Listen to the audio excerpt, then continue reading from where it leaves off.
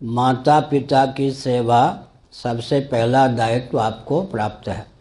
कोई व्यक्ति केवल किसी को लक्ष्य बनाकर उससे संघर्ष करने के लिए अपना जीवन यापन करेगा, चूर चूर हो जाएगा।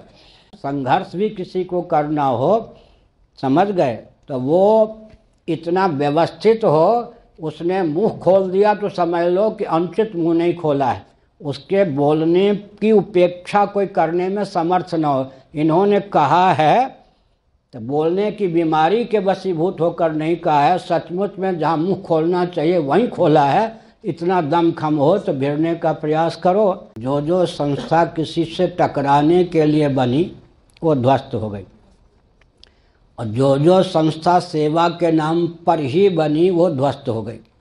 मनुस्मृति में कहा गया, निवृत्तिस्तु महाफला। प्रवृत्ति के लिए हमारे यहाँ है ही नहीं।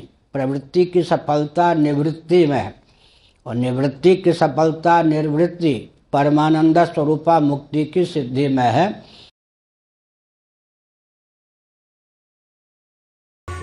अब स्वामी जी, मैं भी गुरु परंपरा से जुड़ना चाहता हूँ। स्वामी जी, मैं भी क्षत्रिय धर्म की स्थापना करना चाहता हूँ। स्वामी जी, मैं भी मोदी और योगी से स्वामी जी युद्ध करना चाहता हूँ। युद्ध? अच्छा, बैठिए। ये ललकार, ये क्षत्रिय धर्म में ललकार आ गई। ऐसा है कि शादीशुदा हैं क्या? शादी करने का विचार है? स्वामी जी, अगर आप कहें तो मैं नहीं करूँगा। मैं कुछ नहीं कहता मैं कुछ नहीं कहता। सुनिए, मैं पूछ रहा हूँ लाड प्यार से, जीविका कितने भाई हो आप?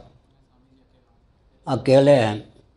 माता पिता की सेवा सबसे पहला दायित्व आपको प्राप्त है। ऐसा है कि अभी आप युवक हो, बहुत बड़ा जीवन है। इस वेश में आने का अर्थ होता है जलती हुई भट्ठी में छलांग लगा लेना, और गृहस्थाश्रम में प्रवेश का अर्थ होता है अगाध शीतल जल में छलांग लगा लेना। समुद्र में वहाँ शीतलता में मृत्यु है, यहाँ दाहकता में मृत्यु है। समझ गए ना? मार्ग कोई सुगम नहीं है मार्ग कोई सुगम नहीं है। अगर ईमानदारी से कोई बाबा बने, हम 58 साल से इस देश में हैं, इसी बाबा बनने के लिए, निवृत्ति मार्ग पर चलने के लिए ही जिसका जन्म हुआ है वही इस घाटी को पार कर सकता है। गीता के 6ठे अध्याय के अनुसार कुछ समय तक प्रवृत्ति मार्ग में बहने के बाद सही या आरंभ से सही, अथवा योगिनाम एवं कुले भवति धीमताम एतद्धि दुर्लभतरम जन्म लोके यदि दिशम। समझ गए? तीसरे के बस की बात नहीं है कि इस वेश में आकर कल कुशल रह सके, विस्फोट हो जाता है। इसलिए मनुस्मृति में कहा गया, निवृत्तिस्तु महाफला। प्रवृत्ति के लिए हमारे यहाँ है ही नहीं।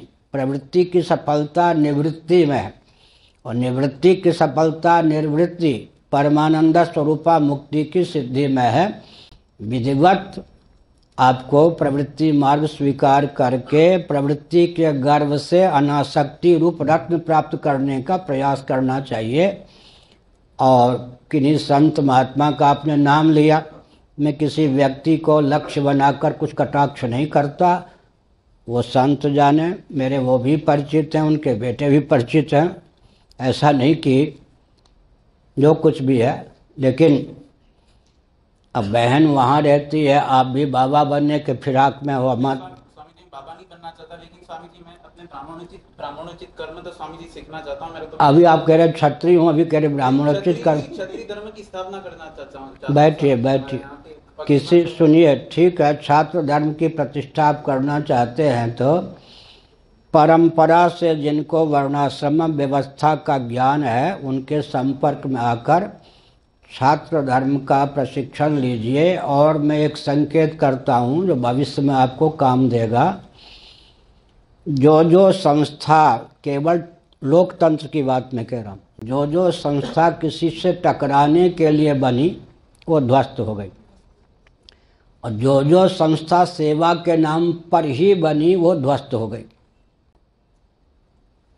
क्योंकि सेवा के लिए ही अमुक मिशन, मैं नाम नहीं लूँगा पूरा, समझ गए, हिंदुओं में भी अमुक मिशन या पाश्चात्य जगत की ओर से अमुक मिशन, सेवा के नाम पर उसको इतना धन चाहिए कि अंत में उसकी वाणी मौन हो जाती।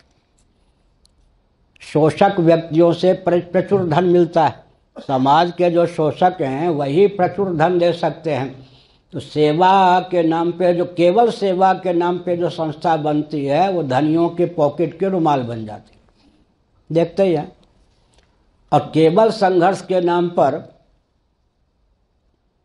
शिवसेना की दशा देखिए, केवल संघर्ष के नाम पर जो संस्था बनती है अधिक समय तक टिकती नहीं है, वो बहुत रसातल पहुंच जाती है। ऐसे कोई व्यक्ति केवल किसी को लक्ष्य बनाकर उससे संघर्ष करने के लिए अपना जीवन यापन करेगा, चूर चूर हो जाएगा। अब उसमें कितना गुण है, कितना दमखर है, खम है, कितनी घाटी पार करके जिससे आप भिड़ना चाहते वहाँ गया है, ये सब सोचना पड़ेगा। इसलिए अगर जीवन में भटकना नहीं है तो मैं एक संकेत करता हूँ। देसी गाय को देखा है? देसी गाय अनावश्यक बोलती है क्या? या देसी बैल अनावश्यक बोलते हैं? शरीर में कोई वेदना हो, भूख हो, प्यास हो, बच्चे का वियोग हो गया हो, कहीं से भय की संभावना हो, तभी गाय मुंह खोलती है। गाय जब बोल देती है करुणा स्वर में, तो गाय को पालने वाला उसकी उपेक्षा नहीं कर सकता, क्योंकि जानता है कि गाय अनावश्यक नहीं बोलती। इसी प्रकार संघर्ष भी किसी को करना हो, समझ गए, तो वो इतना व्यवस्थित हो, उसने मुंह खोल दिया तो समझ लो कि अनुचित मुंह नहीं खोला है, उसके बोलने की उपेक्षा कोई करने में समर्थ न हो। इन्होंने कहा है तो बोलने की बीमारी के वशीभूत होकर नहीं कहा है, सचमुच में जहाँ मुंह खोलना चाहिए वहीं खोला है। इतना दम खम हो तो भिड़ने का प्रयास करो, नहीं तो बड़ों से टकराने पर कुछ गति विचित्र हो जाती। टकराने को लक्ष्य मत बनाइए। आप क्षत्रियोचित सुनो, आप छात्र धर्म का पालन करोगे तो अपने आप जो जो घाटियाँ आएंगी उस पर आप विजयी होते जाओगे। टकराने के लिए नहीं, छात्र धर्म का अनुपालन करने के लिए आप प्रशिक्षण प्राप्त कीजिए। और कोई प्रश्न? आगे